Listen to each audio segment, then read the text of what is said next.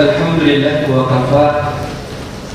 Wassalatu wassalamu ala rasulil mujtaba Muhammadin al-Mustafa wa ala alihi wa ashabihi wa kulli man tabi'a hudahu.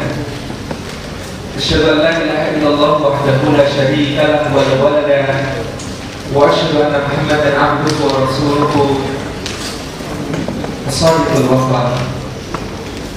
Wahaikum tahiyatul islamiyah, tahiyatul thayyibatul mubarakah, tahiyatul adillah, tahiyatul ahli jannah. Assalamualaikum warahmatullahi wabarakatuh. Bulan Dzulhijjah sudah lewat, yang berhaji pulang kembali. Jikalau salam belum menjawab semangat, mari kita ulang sekali lagi. Assalamualaikum warahmatullahi wabarakatuh. Waalaikumsalam. Puji syukur kehadirat Allah Subhanahu wa Ta'ala pada siang yang penuh dengan kebahagiaan, saling bisa bersilaturahmi dengan rekan-rekan sekalian di Permai 2011 yang kita mohonkan selalu diridhai Allah Subhanahu wa Ta'ala. Mudah-mudahan menjadi perjumpaan yang terwasilakan dengannya panjang umur kita dalam kemanfaatan, luas rezeki kita di dalam keberkahan, dan dipertemukan kita kelak di dalam surga yang penuh dengan kenikmatan. Rekan-rekan semuanya, saya memohon izin untuk bicara dalam bahasa Indonesia, karena meskipun jika bercakap dengan kawan-kawan Malaysia saya bisa memahami apa yang disampaikan, kalau harus bercakap dalam bahasa Malaysia saya khawatir ada banyak kata-kata yang tidak tepat penggunaannya, dan justru itu akan menjadi kesalahpahaman yang bisa membawa bencana. Maka mohon izin saya pada kesempatan yang berbahagia ini berbincang dengan rekan-rekan semuanya dengan bahasa Indonesia. Mudah-mudahan karena rekan-rekan telah berada di Indonesia pada beberapa waktu lamanya, mungkin ada yang sudah 3 tahun atau 2 tahun, mudah-mudahan apa yang kami sampaikan bisa tetap dipahami sebagaimana adanya. Alhamdulillah, rekan-rekan panitia Permai 2011 ini, ahlan wa sahlan guru kami yang mulia Ustaz Nasir Abdul Jalil. Mohon maaf, kami mohon izin berada di depan. Sungguh rindu sebenarnya ingin menimba ilmu dari beliau, tapi tadi datang terlambat sepertinya. Kali ini rekan-rekan panitia Permai 2011 memberikan amanah kepada kami untuk menyampaikan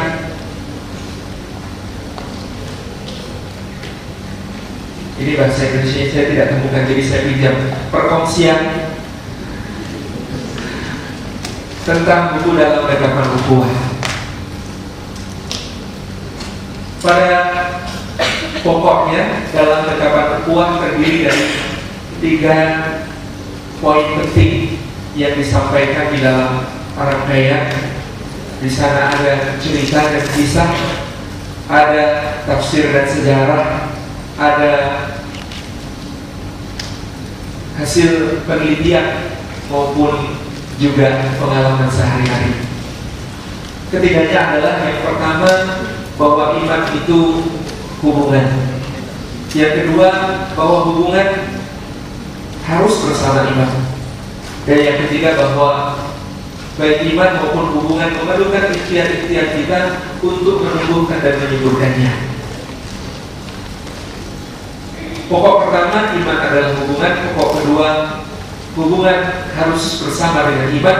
Dan pokok ketiga, baik iman maupun hubungan memerlukan ikhtiar-ikhtiar kita untuk menumbuhkan dan menyuburkannya. Yang pertama, iman adalah hubungan. Sesungguhnya kita telah memahami bersama dalam akidah Ahlussunnah wal Jamaah, sesungguhnya iman itu punya ta'rif, iman itu punya definisi yang sangat jelas. Al-iman tasdiqun bil qalbi wal iqraru bil lisan wal amal bil arkan.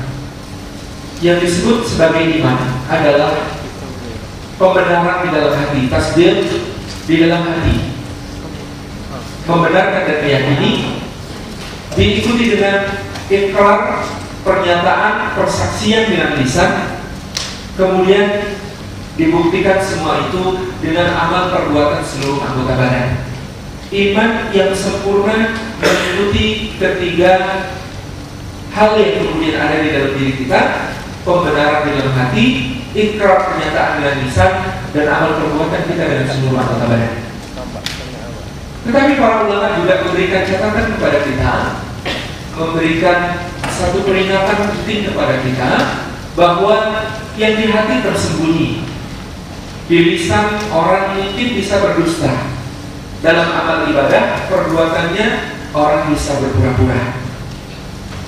Di hati tersembunyi, yang di hati itu tersembunyi kita tidak bisa melihat apakah di dalam hati seseorang ada tulisan iman atau tidak. Di lisan orang bisa berdusta, dia bisa saja tidak sungguh-sungguh di dalam ucapan kesaksiannya. Dalam perbuatan pun demikian, seseorang bisa berpura-pura dalam ibadah-ibadahnya. Sebab itu, demikian para ulama memberikan pemahaman kepada kita. Sebab itu Allah dan Rasulnya banyak meletakkan ukuran-ukuran keimanan kita di dalam kualitas hubungan yang kita jalin dengan sesama. Allah dan Rasulnya Sallallahu Alaihi Wasallam banyak meletakkan ukuran-ukuran keimanan itu dalam kualitas hubungan yang kita jalin dengan sesama.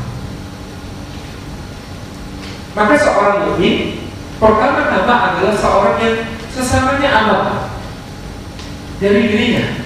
Maka muslim itu adalah seseorang yang sesamanya selamat dari gangguan lisan maupun tangannya.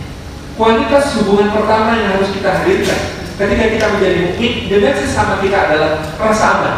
Mukmin, iman adalah rasa aman bagi orang-orang yang ada di sekitarnya.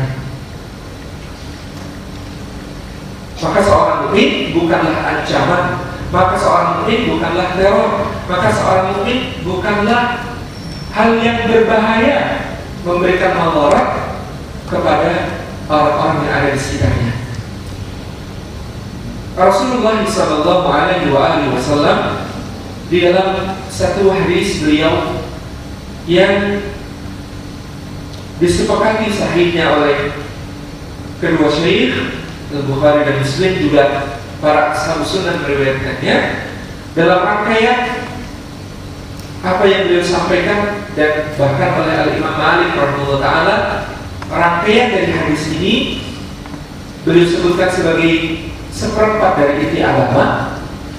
Dikatakan oleh beliau Sallallahu Alaihi Wasallam di salah satu potongan dari hadis itu, wa man kana yu'minu billahi wal yawmil akhir fala yu'dhi jarah, dan barang siapa beriman kepada Allah dan hari akhir, maka jangan sampai dia menyakiti tetangganya, mengganggu tetangganya.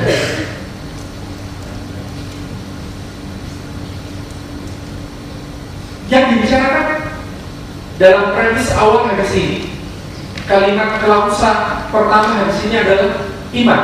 Barang siapa beriman kepada Allah dan hari akhir, beriman kepada yang baik, tetapi yang menjadi bukti dari keimanannya adalah bahwa dia harus menjaga dirinya dari menyakiti tetangga. Satu kesempatan Rasulullah Sallallahu Alaihi Wasallam ditanya, ya Rasulullah, apakah itu yang termasuk menyakiti tetangga? Hal perbuatan apakah yang termasuk di dalam kategori menyakiti tetangga? Maka beliau Sallallahu Alaihi Wasallam menjawab, di antara menyakiti tetangga itu adalah jika engkau memasak satu makanan, baunya sampai ke hidung mereka, tetapi rasanya tidak sampai ke mulut mereka. Itu sudah termasuk dalam menyakiti, itu sudah termasuk dalam ganggu. Kalau rekan-rekan yang tinggal di Indonesia melihat kawan-kawan mungkin di rumah kos, kontrak bersama, memasak makanan, lalu tetangga mencium baunya, tetapi tidak merasakan rasanya dengan mulutnya. Itu saja kata Nabi Shallallahu Alaihi Wasallam sudah masuk di dalam kategori menyakiti tetangga. Apatah lagi yang lebih besar daripada itu? Apatah lagi yang disengaja kalau kita memang tidak menyakiti? Maka pertama-tama seorang mukmin menghadirkan dirinya sebagai sosok yang aman bagi sesama. Kehadirannya tidak membuat orang merasa was-was dan takut. Kehadirannya membawakan satu kedamaian yang mula-mula. Sebagaimana seorang mukmin itu sesudah rasa amannya, yang kedua pada pembahasan kualitas kedua hubungan yang harus dia jalin dengan sesama, dia juga harus memberikan rasa nyaman. Yang pertama aman, yang keduanya adalah nyaman. Nyaman itu dengan keramahan, nyaman itu dengan senyuman. Seorang mukmin tidak meremehkan perbuatan sekecil apapun, meskipun itu hanya senyuman yang menjadi sedekahnya, meskipun hanya itu bermuka, berseri-seri, berwajah manis kepada saudara. Karena sedekah yang namanya senyum itu dalam satu cerita yang dikisahkan oleh seorang kawan bisa menyelamatkan nyawa. Suatu ketika kawan saya yang ahli tersenyum ini, kawan saya yang sangat murah senyum, kawan saya yang sangat banyak tersenyum kepada orang-orang yang dijumpai ini, didatangi oleh seseorang yang tidak dia kenal, seorang yang asing, tapi kemudian tiba-tiba mengatakan kepada dia terima kasih. Kawan saya ini bertanya terima kasih untuk apa? Orang yang menjawab terima kasih atas senyum Anda. Ada apakah kiranya sehingga senyum saya harus diberikan terima kasih semacam ini? Karena senyum Anda telah menyelamatkan nyawa. Bagaimana ceritanya?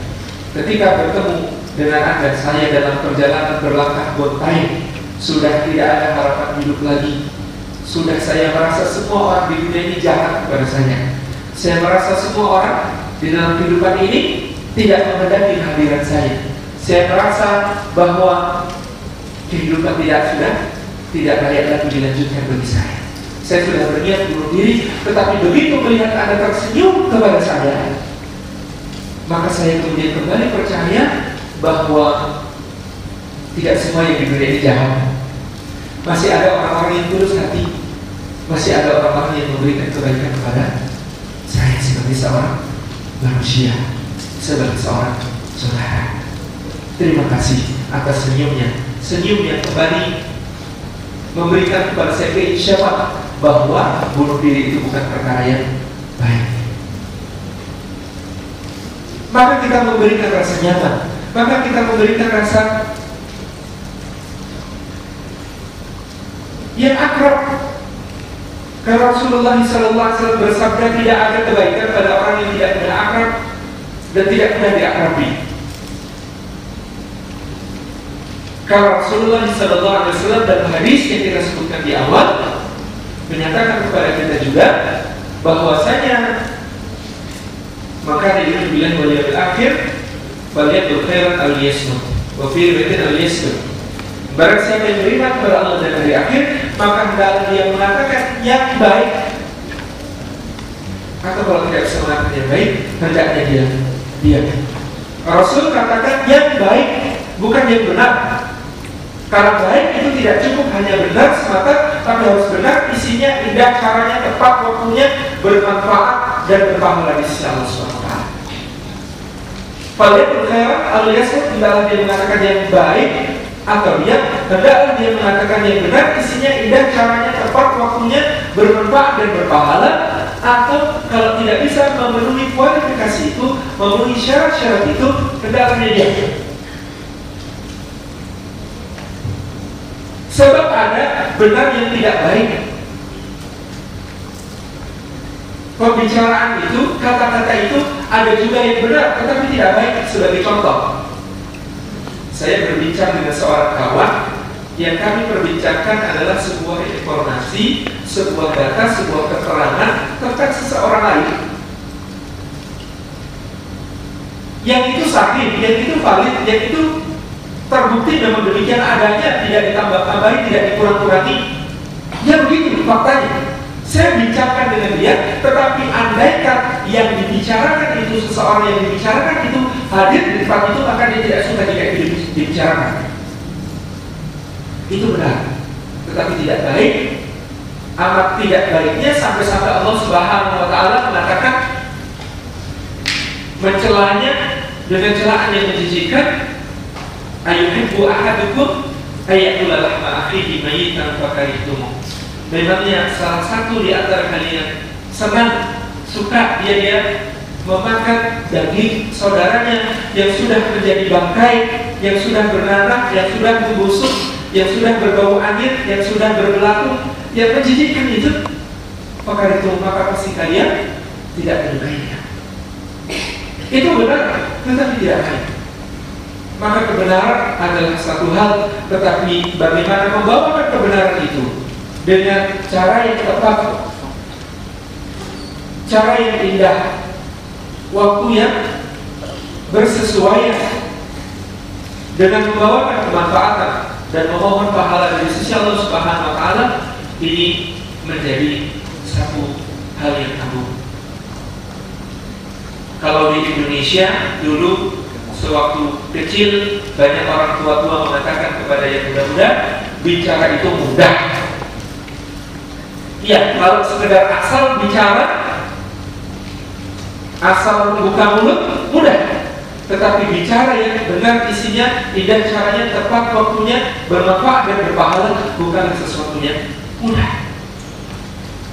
Kalian berkata tentang Yesus. Sebab yang ingin kita hadirkan adalah kenyamanan.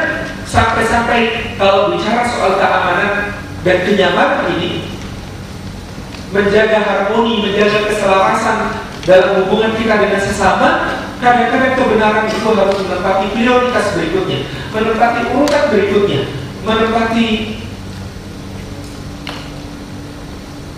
satu pertimbangan yang lebih jauh.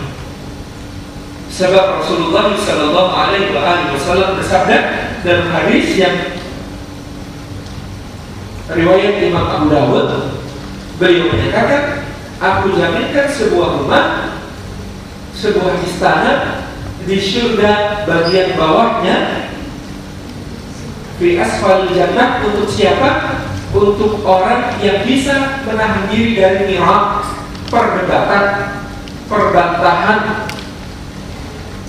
Apa bahasa Malaysianya? Berbantah-bantah. Berbantah. Meskipun dia benar. Kata Nabi Sallallahu Alaihi Wasallam, aku jaminkan sebuah rumah di surga bagian bawah untuk orang yang bisa menahan diri dari perdebatan, meskipun dia benar. Sebab berdebat itu adalah cara menyampaikan kebenaran yang paling rendah dampaknya, yang paling kecil gayanya, yang paling lemah kekuatannya, untuk membuat yang diberi sampaian kebenaran mengikuti apa-apa yang disampaikan. Debat itu adalah cara terlemahnya, karena di sana seringkali meskipun orang kalah dalam hujah, orang kalah dalam argumentasi, hatinya akan kemudian sudah diliputi marah, diliputi dendam, sehingga tidak mau mengikuti kebenaran yang didatangkan dengan cara debat.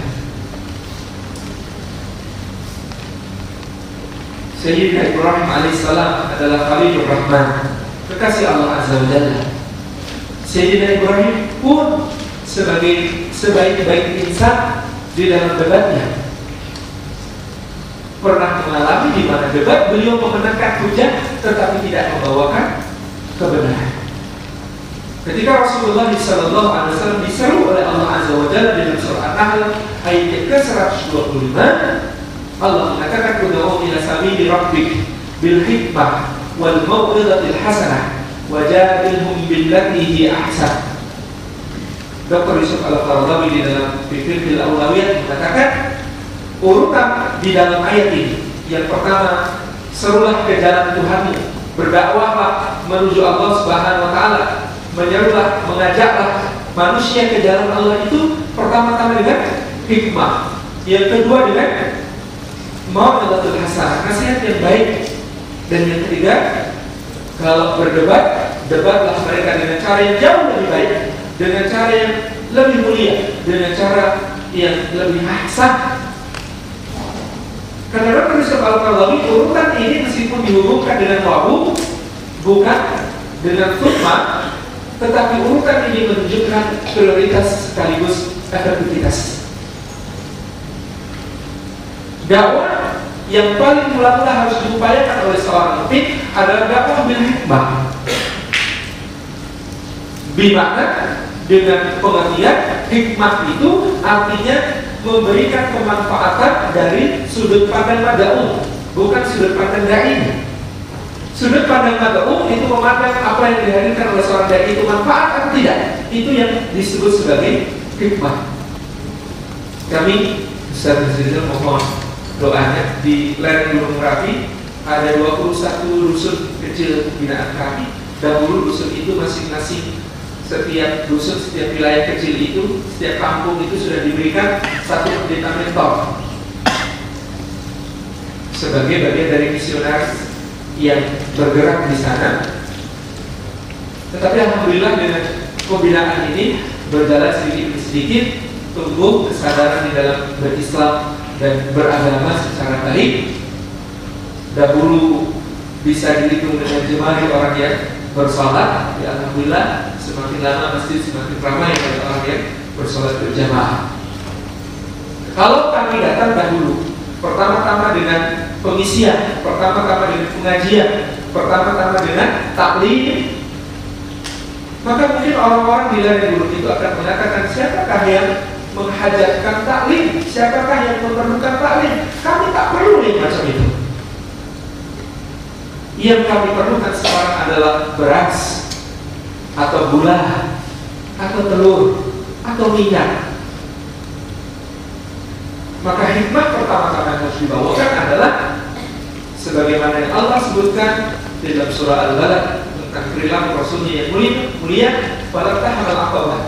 Maka mengapakah tidak menempuh jalan yang mendaki lagi sulit, yaitu jalan yang mendaki lagi sukar, yaitu bagaimana kemudian membebas budak, menyatuni fakir dan yatim yang kemudian ada di sana.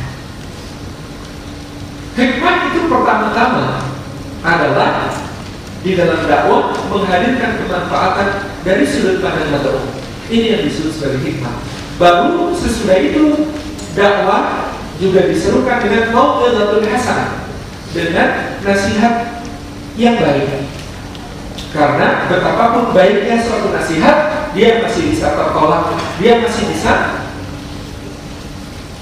tertolak salah. Apa namanya? Tidak dipedulikan atau bahkan dibantah. Sebuah nasihat yang baik itu dengan kata-kata, misalnya kalau kata anak gaul Indonesia, emang lo siapa sih ngurusin hidup gua?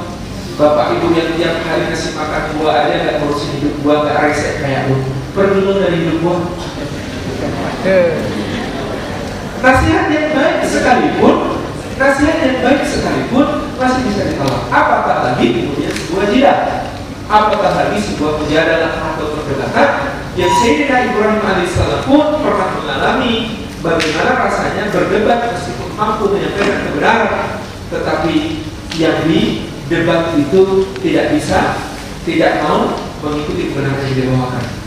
Berdebat Ibrahim dengan para penyembah berhala. Ketika mereka melaksanakan satu perayaan, berarak-arak mereka di jalanan, tempat ibadah di altar mereka ditinggalkan, Ibrahim dalam senyap itu masuk membawa kapaknya, dia hancurkan semua patung, disisakan satu yang terbesar di sana, lalu dia kalungkan kapak itu di leher sang patung, sang berhala.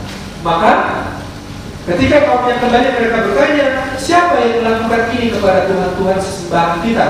Maka jawab satu orang di sana yang sudah termasyhur tidak suka kepada berhala bernama Ibrahim, seorang pemuda. Maka tangkap Ibrahim, dan Ibrahim ditangkap. Ditanyailah dia, hai Ibrahim, kaukah yang melakukan ini kepada Tuhan-Tuhan kami? Ibrahim menjawab, kenapa tidak kalian tanyakan kepada patung yang terbesar itu? Bukankah kapak itu masih ada di lehernya? Kata kaum itu, Bagaimana mungkin kami tanyakan kepada sebuah batu, sebuah berhala yang tidak bisa bicara? Kata Ibrahim, lah itu kalian tahu, dia tidak bisa bicara, dia tidak bisa menjawab, dia tidak bisa memberi manfaat, tidak bisa memberi madarat, dan bahkan tidak bisa melindungi dirinya sendiri. Kenapa masih disembah? Hujah Ibrahim sangat telak, tetapi kaumnya justru marah dan Ibrahim pun dibakar. Al-Imam Ibnu Qayyim al-Jauziyah kemudian memberikan kaidah berdasarkan kisah tentang Ibrahim ini terkait dengan dakwah. Maka dakwah harus dilaksanakan dengan mempertimbangkan akibat-akibat yang mungkin terjadi. Sayyidina Ibrahim alaihissalam dilindungi oleh Allah Subhanahu wa taala, dijaga oleh Allah Subhanahu wa taala. Adapun kita umat Muhammad ini belum tentu demikian. Kalau kita menghancurkan sesuatu dari apa yang dimiliki oleh orang-orang yang musyrik dan kafir, lalu kita dibakar, belum tentu kita ditolong Allah seperti ditolongnya Ibrahim. Maka Rasulullah SAW, kata Ibnu Qayyim, memberikan kepada kita teladan bahwa ketika beliau berdakwah di kota Makkah 13 tahun lamanya, di sana di seputar Ka'bah tempat beliau salat ada 360 berhala, tetapi tak satu pun dari berhala-berhala itu beliau sentuh. Sebab apa? Beliau mendidik, beliau bertarbiyah, beliau perlahan-lahan memberikan kesadaran kepada para penyembah berhala itu untuk berubah dari akidahnya. Maka yang beliau dakwahi bukanlah fisik berhala-berhala yang dihancurkan, tetapi bagaimana kemudian pemahaman itu ditanamkan kepada orang-orang Quraisy Makkah itu, supaya mereka mengerti bahwa berhala-berhala itu memang tidak bisa memberi manfaat dan madarat. Sampai akhirnya pada tahun ke-8 Hijriah, artinya 13 ditambah 8, 21 tahun kemudian baru berhala-berhala itu dihancurkan. 21 tahun sejak Rasulullah memulai dakwah, barulah berhala-berhala itu dihancurkan. Oleh siapa? Bukan hanya tangan Rasulullah, tetapi tangan orang-orang yang suka mengusap-usapnya dengan penghormatan, yang suka bertawaf di sekelilingnya, yang suka bersujud-sujud di hadapannya, yang suka menyembelih hewan kurban di hadapannya. Tangan-tangan para penyembahnya sendiri yang menghancurkan berhala-berhala itu ketika pemahaman sudah memasuki pemikiran dan hati mereka. Hadirin yang dimuliakan Allah, demikian pula ketika Sayyidina Ibrahim berdebat dengan si raja yang dia pikir kalau berdebat dengan khalayak itu, khalayak lebih suka maju otaknya duluan daripada otaknya. Maka dia ditanggapi dengan penyiksaan dan pembakaran oleh kaum yang diajaknya berdebat. Maka dia memilih tokoh yang berpengaruh, tokoh yang paling intelek, tokoh yang paling pandai, yang diharapkan kalau kemudian dia mau mengikuti kebenaran, semua rakyatnya pun akan mengikuti kebenaran. Ketika Ibrahim berdebat dengannya, maka dia bertanya, siapa Tuhan? Ibrahim menjawab, Rabbi adalah yuhyi wa yumiit. Tuhanku adalah yang menghidupkan dan mematikan. Sang raja berkata, aku yang menghidupkan dan mematikan. Maka dia panggil dua tawanan, yang satu dipenggal di hadapan Ibrahim, yang satu dibebaskan. Kata si raja, itu yang saya penggal, saya matikan, itu yang saya bebaskan, saya hidupkan. Saya yang menghidupkan dan mematikan. Maka Ibrahim menjawab, fa inna rabbi ya'ti bisyamsi minal masjid. Tuhanku itu menghadirkan, mendatangkan mentari, mengarah mentari dari arah timur. Kalau kalimatnya berhenti di sini saja, mungkin sang raja ini bisa membalas debatnya. Tetapi Ibrahim kemudian mematahkan argumentasi sang raja awal-awal dengan mengatakan Fa'ti biha minal maghrib. Kalau kau juga Tuhan, tolong datangkan dia dari arah barat. Fa'buhi kalati kafar, kata Allah yang terbuka orang kafir itu tidak bisa berbalik. Tetapi apakah kemudian dia beriman? Tidak. Ibrahim diusir dari negeri ini. Artinya bimakna orang terbaik, lelaki terbaik, paling mulia dalam hujahnya, lebih baik di dalam debatnya, lebih baik di dalam argumentasinya, pun ketika berdebat belum tentu bisa bila membawakan kebenaran kepada yang diajak berdebat. Apatah lagi kita. Maka kenyamanan yang dihadirkan itu sungguh benar-benar suatu hal yang sangat dihajatkan di dalam pergaulan kita. Kualitas hubungan kita yang kedua dengan sesama adalah menghadirkan rasa nyaman. Dan di antara rasa nyaman itu tidak bertentangan dengan hadis dari Abu Dzar Al-Ghifari yang diriwayatkan oleh Imam At-Tirmidzi, di mana Nabi SAW bersabda, "Qulil haqqa walau kana murran." Katakan yang benar meskipun pahit. Katakan yang benar meskipun pahit. Amat keliru orang yang menjadikan hadis ini sebagai dalil untuk menyakiti hati sesama. Amat keliru orang yang menjadikan hadis ini sebagai hujjah untuk asal berkata, untuk kemudian dia kemana-mana memerahkan telinga, membuat wajah dipermalukan hanya dengan kata-kata saya mengatakan yang benar, terserah kau mau merasakan pahit, itu urusan. Tidak, sungguh keliru, karena hadis ini bermula dari kisah seorang pedagang yang datang kepada Nabi Sallallahu Alaihi Wasallam dan mengatakan, ya Rasulullah, biasa aku, celaka aku. Rasul SAW bertanya kepadanya, apa yang membuatku binasa? Apa yang membuatku celaka? Lalu orang ini mengatakan, ya Rasulullah, aku sudah membeli barang dalam jumlah yang banyak. Semula hanya melihat contohnya dan contohnya itu baik saja, tetapi barang yang aku beli ini kemudian banyak sekali mengandung cacat, mengandung aib, mengandung celah, jelek, barangnya tidak sesuai dengan contohnya. Padahal sudah aku bayar lunas, sudah aku bayar tunai, sudah aku kehilangan banyak uang membayar benda-benda ini. Maka bagaimanakah aku ini ya Rasulullah? Bolehkah aku kemudian menjual kembali barang ini dengan mengatakan kepada para pembelinya bahwa barang ini baik-baik saja? Apakah boleh karena aku tertipu maka aku tutupi pula aibnya, aku sembunyikan cacatnya barang ini dan katakan kepada para pembeli barang yang baik-baik saja, dan dengan demikian setidak-tidaknya aku tidak rugi, aku kembali modal?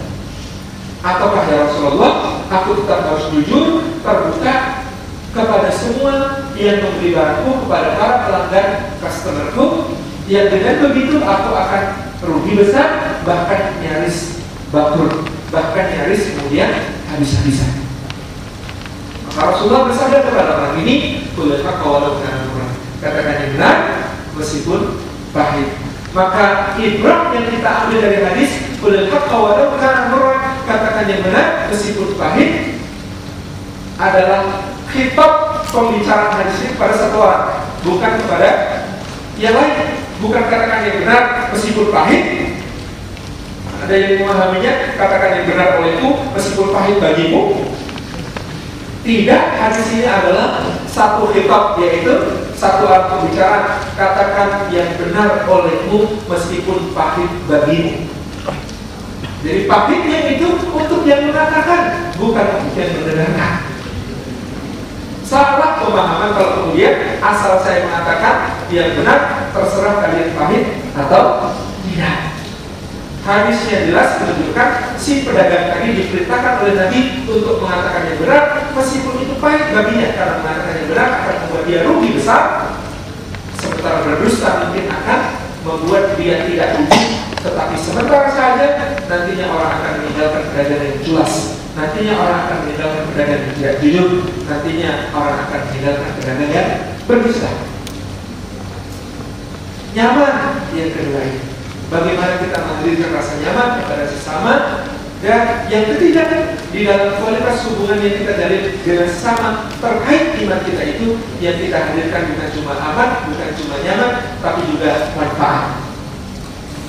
Oleh sebab itu Allah Subhanahu wa taala berfirman dalam surah Ibrahim ayat yang ke-24 dan 25 tentang perumpamaan kalimat iman, tentang perumpamaan kalimat thayyibah, seperti pohon yang baik, asluha thabitun wa far'uha fis sama'.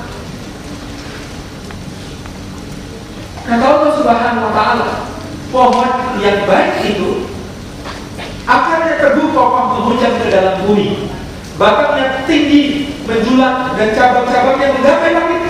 Daun-daunnya rimbun menaungi kemanapun. Tetapi tidak berhenti di situ saja.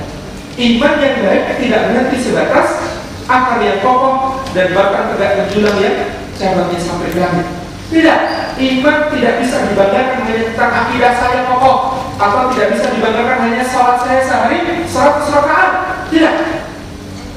Tetapi iman harus dibanggakan sampai begitu pentingnya makna berikutnya, sampai Allah pisahkan ayatnya menuju ke ayat ke-25, tu'ti ukulaha kullahinin bi'izni rabbiha, memberikan buahnya pada setiap musim dengan izin Rabbnya. Buah itu adalah kemanfaatan. Buah itu adalah hal yang dirasakan oleh sesama kita dari keimanan kita. Maka buku dalam rekapan buah ini di bawah tajuknya, digambar covernya, kita bisa melihat, kita bisa menyaksikan ada buah di situ di wadah mangkuk yang orang saling berpegang tangan satu sama lain.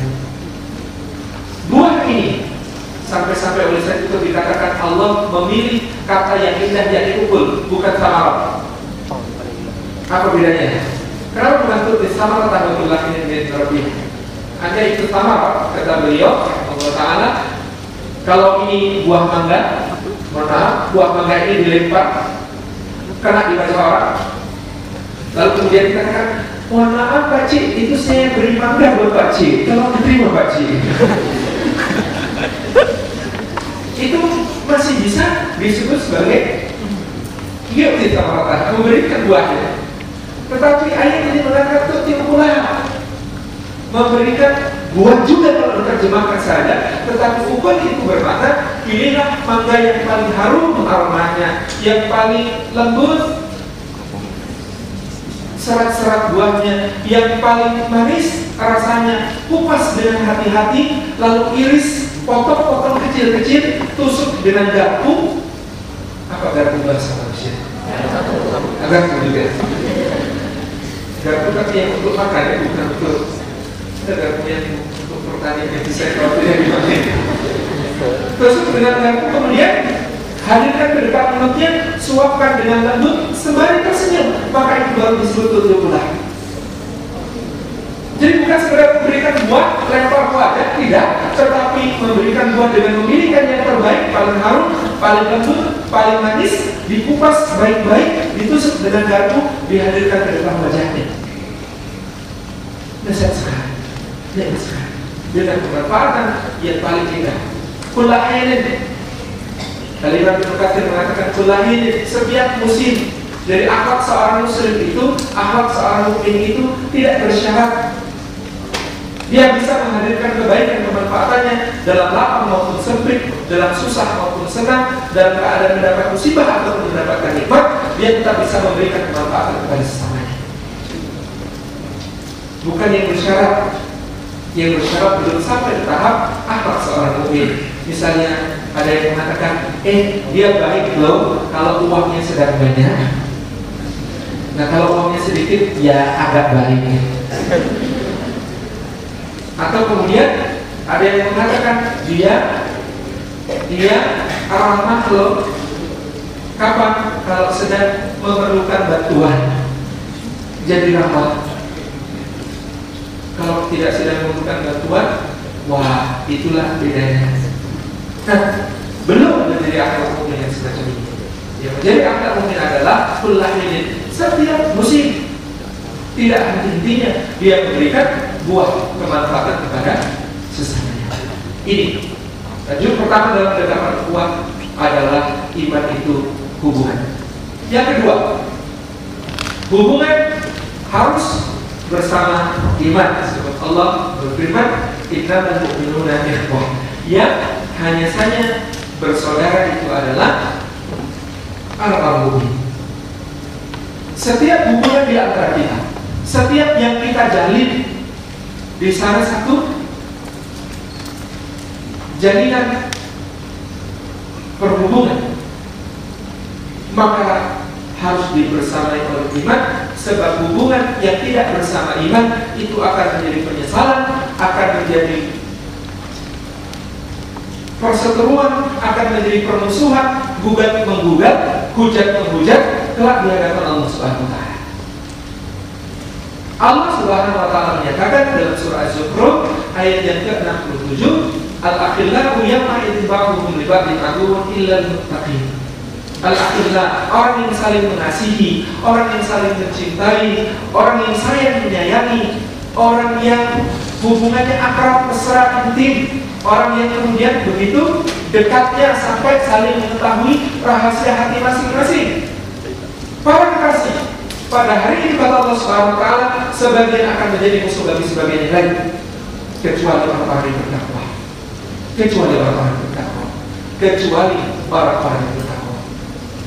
Sebagian akan menjadi musuh bagi sebagian yang lain.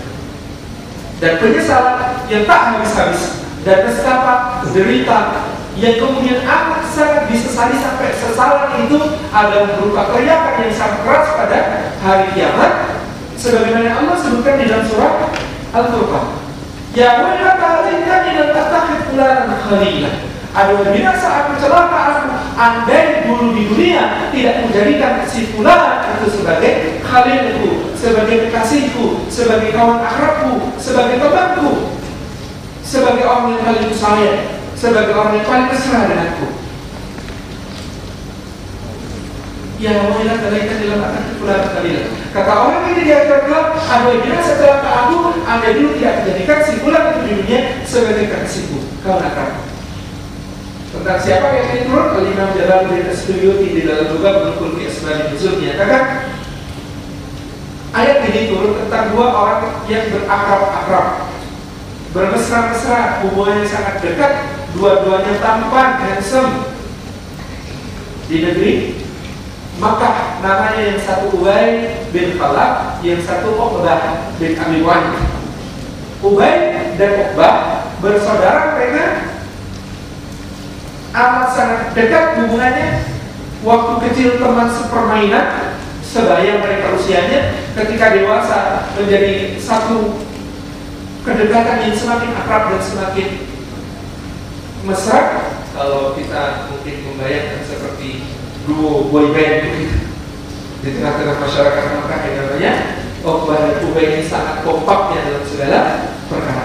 Di mana ada Uqbah, di situ ada Ubay. Hampir sedemikian rupanya. Sampai pada suatu ketika, satu masa, Rasulullah SAW sedang berada di Ka'bah dan beliau salat dengan membaca Al-Quran. Bacaan Al-Qurannya dijaharkan, dikeraskan bacaan Al-Quran. Yang beliau baca ketika itu dalam satu ayat disebutkan dalam surah Taha, ma anzalna 'alaika al-Qur'ana litashqa illa tadhkiratan liman yakhsha, dan seterusnya. Uqbah lewat di tempat itu. Dia lalu di tempat itu, kemudian dia mendengar bacaan Rasulullah itu dan dia kemudian takjub. Tidak mungkin ini kata-kata manusia. Tidak mungkin ini karangan Muhammad. Ini pasti adalah kalimat yang sangat agung dan sangat indah. Bagian bawahnya memberikan akar yang sangat kokoh, bagian atasnya memberikan buah yang sangat manis. Tidak mungkin ini kata-kata manusia. Ini pasti memang berasal dari Allah Azza wa Jalla. Maka ketika itu secercah hidayah masuk ke dalam hatinya, dia ingin untuk masuk Islam. Tapi secercah hidayah itu kemudian mengalami gerhana. Gerhananya berupa perasaan bahwa kalau masuk Islam harus kompak, tidak boleh sendiri, harus bersama dengan kawan yang paling mesra itu, yaitu Ubay. Kalau masuk Islam sendiri rasanya tidak nyaman di hati. Kalau mau masuk Islam harus berdua dengan dia. Maka segera Uqbah mencari Ubay. Dia cari, bertemu di dalam Najwa, tempat kongko, tempat berkumpul orang Quraisy. Di sana ada Ubay. Dan ketika Uqbah datang, Ubay memalingkan wajahnya. Bertanya Uqbah dengan terkejut, kenapa kau palingkan wajahmu dariku, saudaraku? Kata Ubay, demi Allah, sejak hari ini wajahku ini haram bagi wajahmu. Wajahku ini haram bagi wajahmu. Memangnya mengapa demikian? Kata Ubay, sebab kau baru saja mendengarkan Muhammad, kau tersihir oleh kata-katanya, kau ingin mengikuti agamanya, mengkhianati nenek moyang kita. Demikian yang dikatakan Ubay. Maka Uqbah kemudian mengatakan dengan tubuh yang bergetar, karena dia ternyata lebih takut kehilangan kawan akrab, teman mesra daripada memasuki agama Allah yang mulia. Maka dia mengatakan, tidak, aku tidak bermaksud begitu. Kata Ubay, kamu berdusta. Kamu, aku lihat sendiri, sangat tertarik menyimak, sangat tekun mendengarkan Muhammad membaca ayat-ayat di dekat Ka'bah itu. Pasti kamu ingin masuk Islam, ya? Tidak, demi Allah, dia kuatkan dengan sumpah, aku tidak ingin masuk Islam. Kata Ubay, maka buktikan kata-katamu itu. Apa yang harus membuktikan? Kata Uqbah. Jawab Ubay, lakukan sesuatu yang membuat hatiku ridha. Maka Uqbah bin Abi Mu'ayth, orang celaka ini, apa yang dia lakukan? Dia pergi ke tempat penyembelihan unta orang-orang Quraisy. Dia bawa wadah yang besar seperti ember bentuknya. Dia kemudian kumpulkan kotoran-kotoran unta yang menjijikan, yang berbau busuk ke dalam ember itu. Dia bawa ke dekat Nabi SAW yang kebertepatan beliau sedang sujud.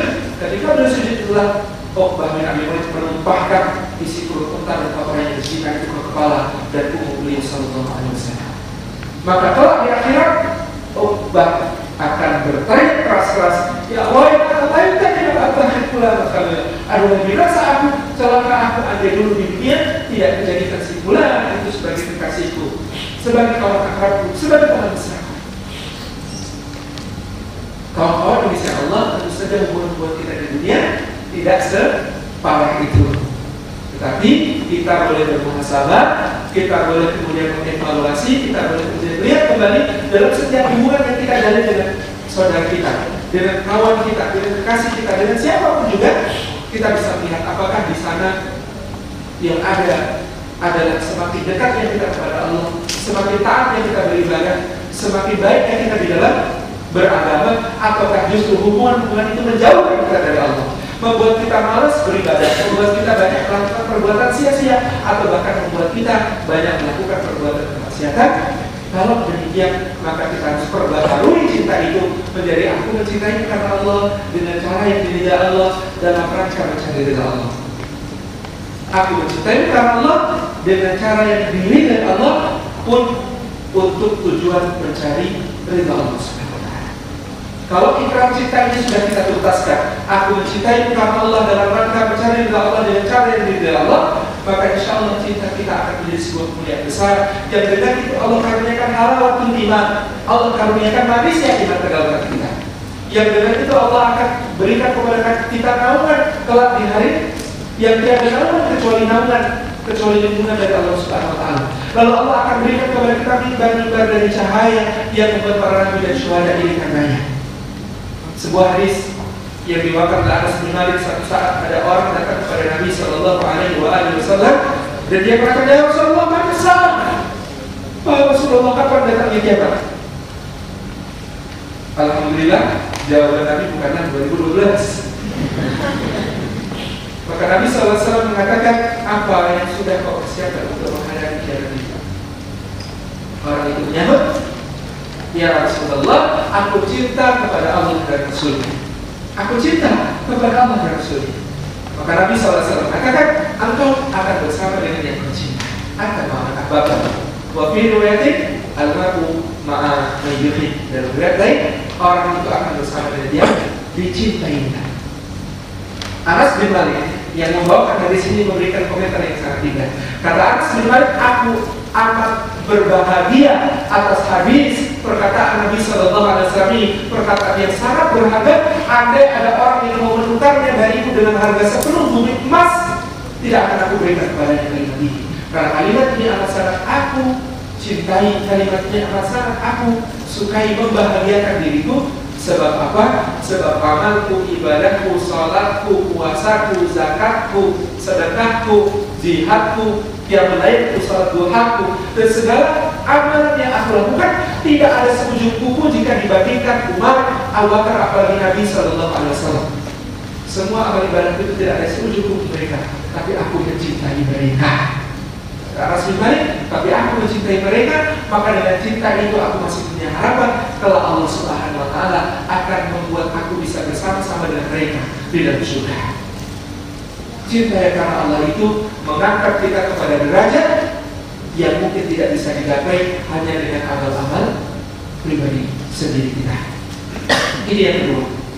Yang pertama, iman itu hubungan. Yang kedua, hubungan bersama iman. Nah, yang ketiga adalah bahwa baik iman maupun hubungan memerlukan ikhtiar-ikhtiar kita untuk menumbuhkan dan menyuburkannya. Iman pun jangankan berukuran, iman pun itu naik dan turun, bertambah dan berkurang, menguat dan melemah. Al-iman yazid wa yanqus, yazid bi-ta'ah wa yanqus bil-ma'siyah. Iman itu bertambah dan berkurang, menguat dan melemah, naik dan turun, dia bertambah dengan ketaatan, dia berkurang dengan kemaksiatan. Maka apakah lagi kemudian kemampuan berukhuwah yang dia tidak serta-merta kita miliki, yang dia tidak serta-merta kita punyai, yang dia tidak serta-merta ada dalam diri kita, hanya karena kita beriman. Memang hanya saya yang beriman itulah yang bisa bersaudara, tetapi dalam beriman pun kita memerlukan mengasah keterampilan kemampuan kita di dalam berukhuwah yang dengannya insya Allah akan menjadi sebuah kebaikan bagi kita di dunia maupun di akhirat. Maka secara ringkas demikian agar kita lebih punya kesempatan banyak untuk berdiskusi dan berbincang, kawan-kawan memberi masukan, kawan-kawan memberikan satu koreksi kepada saya. Insyaallah saya cukupkan sekian. Pertama, iman itu hubungan. Yang kedua, hubungan itu bersama iman. Dan yang ketiga, iman maupun hubungan memerlukan ikhtiar kita. Dan ikhtiar itu ada dalam bab-bab di buku, tajuk-tajuk dalam buku dalam berkata kuat, sebenih prasangka, selembut nurani, sehangat semangat, senikmat berbagi, dan sekokoh janji. Kita di dalam persaudaraan ini membutuhkan prasangka yang paling baik. Kita di dalam ukhuwah ini membutuhkan sikap yang paling lembut dari nurani kita. Kita di dalam ukhuwah ini memerlukan semangat yang paling hangat. Kita di dalam ukhuwah ini memerlukan berbagi yang paling nikmat. Dan kita dalam ukhuwah ini memerlukan bersama-sama satu janji yang kokoh, yang situasi tidak boleh mengalahkan hubungan. Situasinya mungkin sedang ada masalah, tapi hubungan harus dikekalkan sampai ke akhirat. Demikian, wallahu a'lam bishawab. Saya kembalikan kepada moderator acara ini. Mohon maaf atas segala yang kurang berkenan dan keliru. Saya bermohon ampun kepada Allah. Astagfirullahaladzim. Wallahu a'lam bishawab. Assalamualaikum warahmatullahi wabarakatuh.